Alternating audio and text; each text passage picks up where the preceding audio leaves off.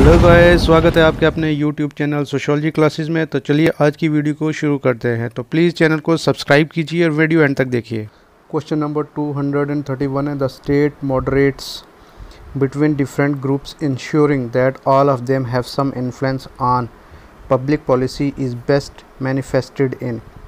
ऐसी स्टेट जो कि एक से ज़्यादा ग्रुप्स, डिफरेंट ग्रुप्स को ये इंश्योर करती है, ये उनको भरोसा दिलाती है कि सब के सब इक्वल्स और उन सभी का जो पब्लिक पॉलिसी मेकिंग में बराबर का हिस्सा रहता है, उस स्टेट्स को हम क्या बोलते हैं या कौन सी वो डेमोक्रेसी स्टेट्स है।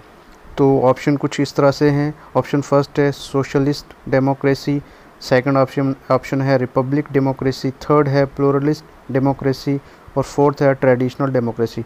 ऐसी स्टेट्स यहाँ पे एक से ज़्यादा जो ग्रुप्स होते हैं उनको ये यकीन दिलाया जाता है कि आप सभी को जो है मौका है, आपको हक है बात रखने का और पॉलिसी मेकिंग, पॉलिसीज़ जो बनानी है स्टेट्स के लिए, उनमें हिस्सेदार हो और पब्लिक व्यूज़ वहाँ पे आप दे सकते हो। तो जो ऑप्शन है जो सोशलिस्ट डेमोक्रेसी है, वहाँ पे क्या रहता है, वो मीन ऑफ प्रोडक्शन के ऊपर रहते हैं और वो क्या चाहते हैं कि हमेशा कलेक्टिवली ऑन और कलेक्ट किया जाए, और उनका हमेशा स्ट्रेस रहता है कि इकोनॉमिक डेमोक्रेसी होनी चाहिए, बराबर होना चाहिए और सेल्फ मैनेजमेंट में वो ज़्यादा यकीन रखते हैं। तो जो दूसरा ऑप्शन है रिपब्लिक डेमोक्रेसी में क्या होता है, this is also a form of government. ये एक हिस्सा है, एक टाइप है, जैसे कि यूएस को लीजिए, यूएस स्टेट को लीजिए। वहाँ पे क्या रहते हैं, जो प्रिंसिपल्स रहते हैं वो रहते हैं लिए होते हैं उन्होंने रिपब्लिक से और डेमोक्रेसी से। उनके जो मेथड्स रहते हैं, प्रिंसिपल रहते हैं, उनके बेसिस पे वो जो गवर्नमेंट है उसको चलाते हैं। तो वहाँ पे क्या रहता है कि जो पोजीशंस रहती है वो लोगों का डायरेक्टली इन्वॉल्व नहीं होते पॉलिसी मेकिंग में, बट उनका जो रिप्रेजेंटेटिव होता है वो उनके बिहाफ पे बात करता है। और ऐसी स्टेट क्या करते हैं, रिप्रेजेंटेटिव ऑफ सिटीजन बॉडी, उसमें रिप्रेजेंटेटिव रहते हैं सिटीजन्स बॉडी का। और थर्ड ऑप्शन है जो प्लूरलिस्ट डेमोक्रेसी। यहाँ पे क्या रहता है, नो वन इज़ इक्वल, सबके सब बराबर होते हैं और सबको इक्वली राइट दिया जाता है और कुछ ना कुछ पोजीशंस होती है ताकि जब भी पॉलिसी मेकिंग हो, कोई पॉलिसी बनाई जाए तो उनकी राय लेना बहुत ज़रूरी होता है। सबके सब इक्वल है, ना कि एक जो ग्रुप है वो दूसरे को डोमिनेट करेगा, बट सबके सब इक्वली ट्रीट किए जाते हैं। और थर्ड है ट्रेडिशन में क्या रहता था, हमेशा उस ट्रेडिशन डेमोक्रेसी में मेजॉरिटी है जो वो रूल करती है और उनको ये ध्यान रखना होता है कि जो माइनॉरिटी है उनके राइट्स को वायलेट ना किया जाए, और कंप्रोमाइज़ करते विलिंगनेस टू कंप्रोमाइज़ कहीं ना कहीं किया जाता है, और हर एक को उनकी जो डिग्निटी होती है इक्वल ट्रीट किया जाता है और सबको राइट होता है गवर्नमेंट बनाने में, पार्टिसिपेट करने में। तो जो इसका राइट आंसर है वो है ऑप्शन थर्ड, प्लूरलिस्टिक डेमोक्रेसी, जहाँ पे सब के सब ग्रुप्स हैं जो वो इक्वली ट्रीट किए जाते हैं और कोई भी ग्रुप दूसरे के ऊपर डोमिनेट नहीं करता है, और पब्लिक पॉलिसी बनाने में वो सब बराबर के हिस्सेदार होते हैं। तो बढ़ते हैं अपने नेक्स्ट क्वेश्चन की ओर। Question number 232, which one of the following is appropriate example of a social institution. Social institution की जो क्या होता है, सब के सब लोग इक्वली ट्रीट किए जाते हैं और सभी एक दूसरे से interrelated, face to face उनका इंटरेक्शन रहता है। तो इन चार जो ऑप्शंस हैं, इनमें से कौन सा जो एग्जैक्ट सोशल इंस्टीट्यूशन की एक एग्जांपल है। तो फर्स्ट है मार्केट, सेकंड है ट्रेड यूनियन, थर्ड है पॉलिटिकल पार्टी और फोर्थ है एनजीओ। देखिएगा ये क्वेश्चन बहुत बार इससे पहले भी यूजीसी नेट के क्वेश्चन एग्ज़ाम्स हैं उनमें आया है। तो बहुत सारे जो व्यूवर्स हैं उन्होंने इस क्वेश्चन को देखते ही समझ गए होंगे कि क्या इसका राइट आंसर, लेकिन फिर भी मैं बताता चलूँ कि जो इसका राइट आंसर है वो है मार्केट है, जो जिसको हम सोशल इंस्टीट्यूशन का एग्जैक्ट एग्जाम्पल मानते हैं, बताते हैं। तो अगर आप इस वीडियो को पहली बार देख रहे हैं तो प्लीज़ चैनल को सब्सक्राइब कीजिएगा। इस बहुत सारे स्टूडेंट्स या फ्रेंड्स आते हैं, वीडियो देखते हैं और चले जाते हैं, ठीक है। अगर लाइक नहीं सब्सक्राइब नहीं करना तो प्लीज़ वीडियो को एंड तक देख लीजिए। तो बढ़ते हैं अपने नेक्स्ट क्वेश्चन की ओर। Question number 233, according to Dahrendorf Marx, Karl Marx है जो, Marx theory of class conflict is, जो मार्क्स की थ्योरी है class conflict according to Dahrendorf क्या है, उसको क्या किया। फर्स्ट ऑप्शन है to be rejected universally, second है to be accepted universally, third है to be accepted and modified generally, और फोर्थ है to be rejected, accepted and modified contextually. क्या अकॉर्डिंग टू डेरेनड्रॉफ है, जो मार्क्स की जो थ्योरी, कार्ल मार्क्स की कन्फ्लिक्ट थ्योरी, क्लास कन्फ्लिक्ट है, इसको क्या किया गया, यूनिवर्सली रिजेक्ट किया गया या फिर एक्सेप्ट किया गया। थर्ड है एक्सेप्ट भी किया गया और मॉडिफाई किया गया जनरली मॉडिफाई किया। फोर्थ है जो भी to be rejected, accepted and modified contextually, उसको पहले रिजेक्ट किया गया, एक्सेप्ट फिर एक्सेप्ट किया गया और उसको मॉडिफाई कॉन्टेक्स्ट रिटर्न मतलब जो लिखा हुआ उसमें मॉडिफाई कुछ ना कुछ चेंजिंग की गई। तो जो इसका राइट आंसर है वो है option fourth, to be rejected, accepted and modify contextually according to Dahrendorf. तो बढ़ते हैं अपने नेक्स्ट क्वेश्चन की ओर। Question number 234, the process where by the helpless human infant gradually becomes a self aware knowledgeable person skilled in the ways of the culture into which he or she was born is known as। क्या ऐसा process जहाँ पे एक helpless new burn baby जब दुनिया में आता है, पैदा होता है और आहिस्ता आहिस्ता वो सेल्फ अवेयर होता है, अपने आप को पहचानता है, नॉलेजेबल नॉलेज गेन करता है अपने आस पड़ोस से, अपने फैमिली से, अपने एंसेस्टर से, अपने जो पीर ग्रुप से, उससे, पेरेंट्स से, और स्किल्स जो हैं, जो अपने तरीके वो लर्न करता है किसके, अपने कल्चर के, जिस कल्चर में वो पैदा हुआ है या हुई है, उसको हम क्या बोलते हैं, इस पूरे प्रोसेस को हम क्या बोलते हैं। तो ऑप्शन फर्स्ट है रिसोशलाइजेशन, सेकंड है सोशल पोजीशन, थर्ड है सोशलाइजेशन और फोर्थ है शेयर्ड अंडरस्टैंडिंग। रिसोशलाइजेशन क्या होता है, दोबारा से सोशलाइज करना। तो ये हम जैसे एक प्रिजनर जेल होता है, जेल में दोबारा से उनको या फिर एडोलेंस जो बच्चे वगैरह रहते हैं, जो छोटे 14 या 18 ईयर्स की कम उम्र के रहते हैं, उनको दोबारा से उनको लाइफ साइकिल सिखाने के लिए उनको ट्रेन किया जाता है, उसको रिसोशलाइजेशन बोलते हैं। सेकंड है सोशल पोजीशन, कोई भी पोजीशन जो सोसाइटी में दी जाती है तो उसको सोशल पोजीशन। थर्ड है सोशलाइजेशन, सोशलाइजेशन क्या हो गया, कोई भी नया इंसान, कोई भी ऐसा इंसान जो दुनिया में या पहली बार आया हो तो उसको जो अपने आप को लर्न करता है, सीखता है और एक अच्छा इंसान बनता है सोसाइटी में एग्जिस्ट करने के लिए और अच्छी पोजीशंस पाने के लिए, तो उसको रिसोशलाइजेशन बोलते हैं। और फोर्थ है शेयर्ड अंडरस्टैंडिंग, अंडरस्टैंडिंग को शेयर करना। तो इसका जो राइट आंसर है वो है option third, socialization. Guys video लंबी हो सकती है, प्लीज़ वीडियो को एंड तक देखना, क्योंकि मैं हमेशा कोशिश करता हूँ कि जल्दी से जल्दी 15 क्वेश्चन कवर करता हूँ और वो ज़्यादा से ज़्यादा टाइम लग जाता है, इसलिए वीडियो थोड़ी लंबी हो जाती है। तो प्लीज़ वीडियो को एंड तक देखना। अगर आप नए हो इस चैनल पे तो चैनल को सब्सक्राइब करना। अगर वीडियो पसंद आई तो लाइक कीजिए और कमेंट्स करके ज़रूर बताइए कि इनमें से कौन सा क्वेश्चन जो आपने इससे पहले किया है। तो बढ़ते हैं अपने नेक्स्ट क्वेश्चन को। Question number 235, the stage of cognitive development related socialization was proposed by। जो स्टेज ऑफ कॉग्निटिव डेवलपमेंट है वो किसने प्रपोज किया, किसने सबसे पहले बनाई, मतलब उन्होंने स्टार्ट किया। तो फर्स्ट ऑप्शन है एच मीड, सेकंड है एस फ्रूट, थर्ड है सी एच कूले और फोर है जे पैगेट। तो जो कॉग्निटिव डेवलपमेंट स्टेज हैं ये सबसे पहले इन्होंने सोशलाइजेशन में प्रपोज किया, वो की है जे पैगेट ने। तो इसका राइट आंसर है ऑप्शन फोर्थ। तो बढ़ते हैं अपने next question. Question number 236, in a system of social stratification social rankings are based on certain attributes which is the correct one. जो सोशल स्ट्रेटिफिकेशन में रैंकिंग दी जाती है वो किसके बिहाफ पे दी जाती है, कौन सा इनमें से जो करेक्ट सीक्वेंस है।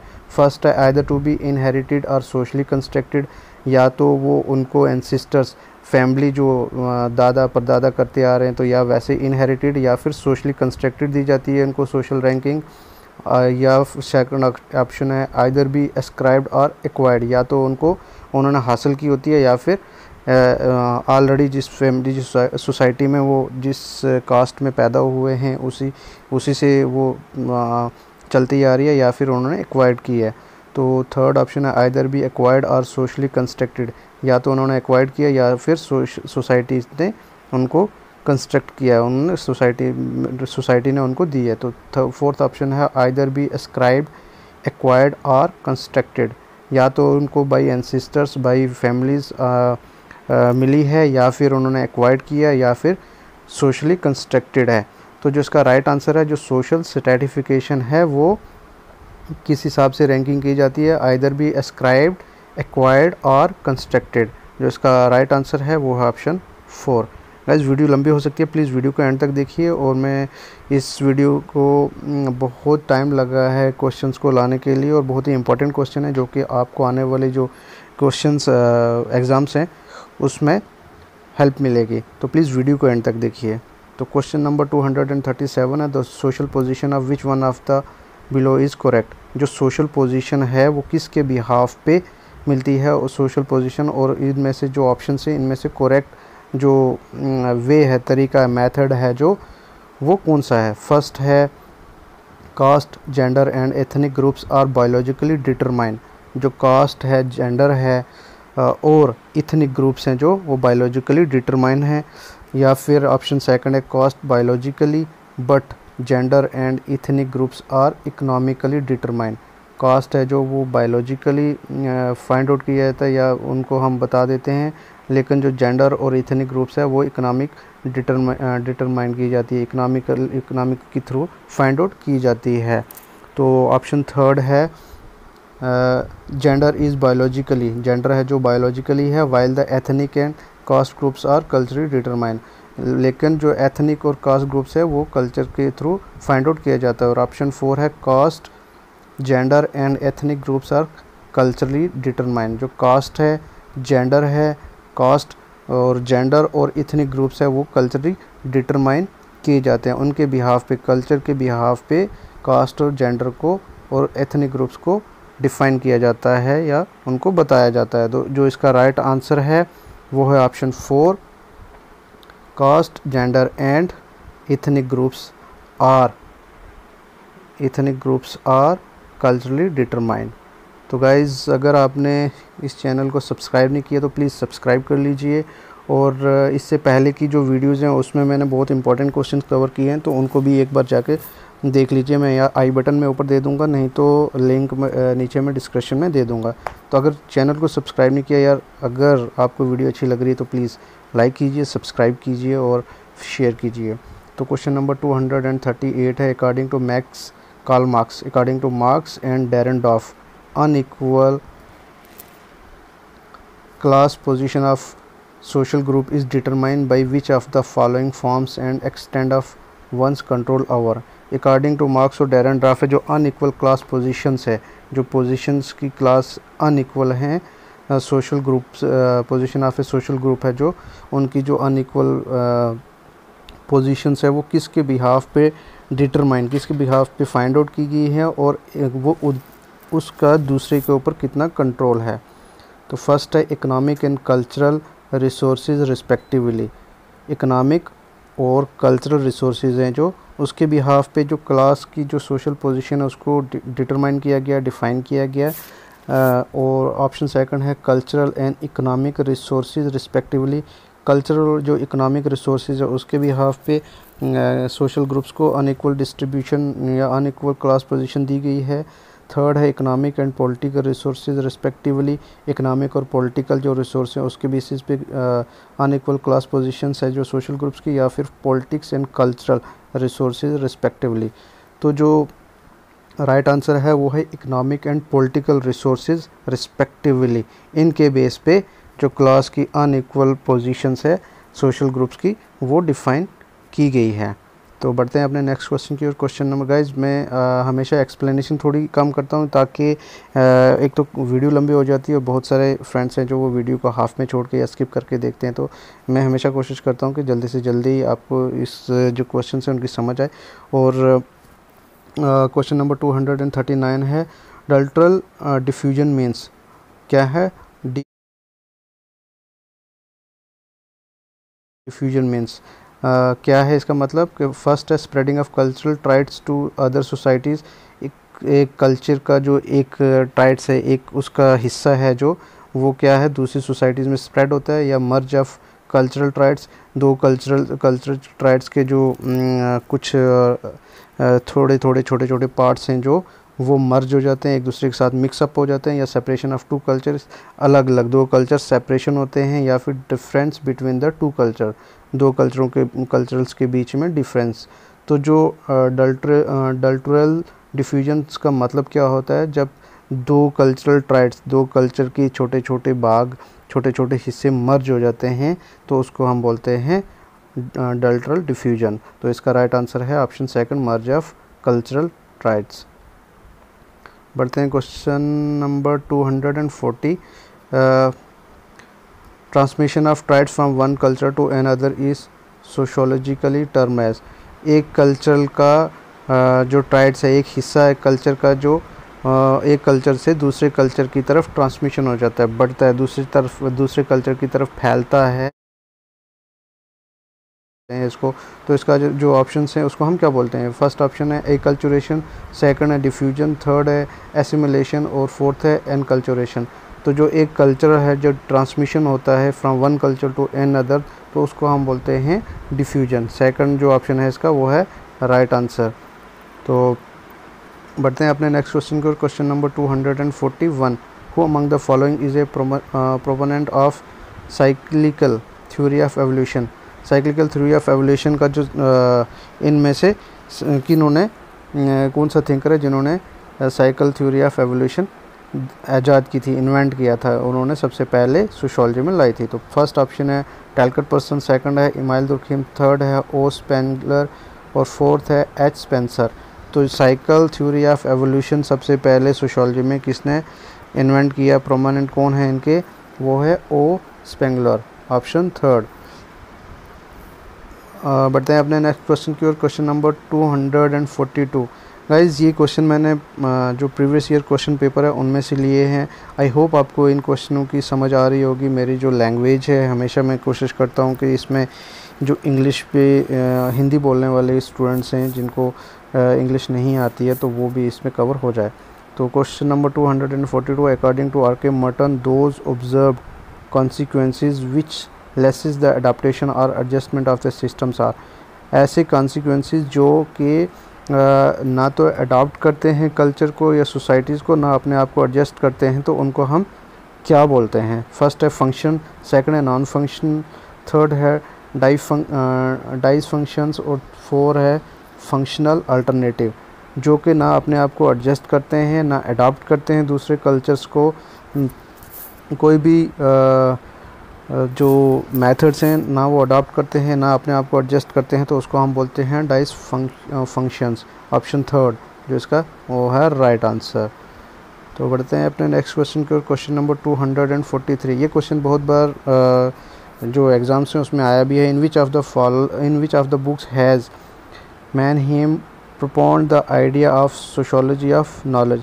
सोशियोलॉजी ऑफ नॉलेज है जो वो मैनहेम है जो उन्होंने कौन सी बुक में दिया? तो फर्स्ट ऑप्शन है the end of ideology, second है the end of history, third है आइडियोलॉजी एंड इथोपिया और फोर्थ है द जर्मन आइडियोलॉजी। ये सभी जो मैनहेम की बुक्स हैं, इसमें बुक्स हैं, वर्क्स हैं इनके, लेकिन the idea of sociology of knowledge जो दिया है वो किस बुक में दिया है? वो दिया है ideology and utopia, option third जो है वो इसका राइट आंसर है। तो question number 244, a statement of predictions that sets forth the basis for the testing the relationship between variables in an attempt to link theory to reality is called। ऐसी statement जो कि हम जो research करते हैं उससे पहले एक प्रेडिक्शंस करते हैं, एक सेट बनाते हैं, एक ब्लूप्रिंट बनाते हैं, जिसके बेसिस पे हम हमेशा कोशिश करते हैं कि जो वेरिएबल्स फाइंड आउट करते हैं हम उनको रिलेट करें, और ऐसी अटेम्प्ट उसके बेस पे हम एक थ्योरी बनाएं और थ्योरी को लिखें। तो उसको हम क्या बोलते हैं? फर्स्ट है रैंडम सैम्पलिंग करना, मतलब रैंडमली कोई भी जो हमारे पास पॉपुलेशन होती है उसको हम सैम्पलिंग करते हैं वो। सेकंड है क्वेश्चनरीज़, कोई भी हम क्वेश्चनरीज़ बनाते हैं वो उसको हम एक प्रेडिक्शन मानते हैं। या फिर हाइपोथेसिस, एक ब्लूप्रिंट जो कि सर्वे करने से पहले हम एक ब्लूप्रिंट बनाते हैं, जिसके बेसिस पे हम वेरिएबल्स को फाइंड आउट करने की कोशिश करते हैं और वेरिएबल्स को रिलेट करने की कोशिश करते हैं। और फोर्थ है अजम्पशंस, अज्यूम करना, किसी भी चीज़ को होने से पहले उस चीज़ को अज्यूम करते हैं। तो जो इसका राइट आंसर है ऐसी स्टेटमेंट जो कि हम सर्वे स्टार्ट करने से पहले बनाते हैं और उसको मद्देनज़र रखते हुए हमेशा कोशिश करते हैं कि जो उसको बाद में हम जब कलेक्ट कर लेते हैं, सैंपल कलेक्ट कर लेते हैं और उसको टेस्टिंग करते हैं बाद में, तो उसको जो स्टेटमेंट है उसको हम बोलते हैं हाइपोथेसिस।